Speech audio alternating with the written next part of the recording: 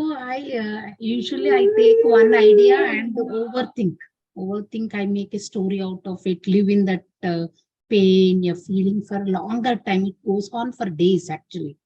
So then it so accumulates and it spoils everything.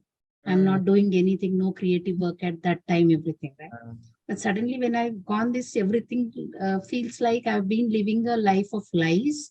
So it's all which I have created myself, and like I'm feeling so silly. How could I do it? It's all like I wasted so much of my time, everything. This time, these emotions I could have spent somewhere else. I've done something else, right? So all this has in fact affected my financial status, health, mm. relationships so much. I think now from I have to live in a different way now.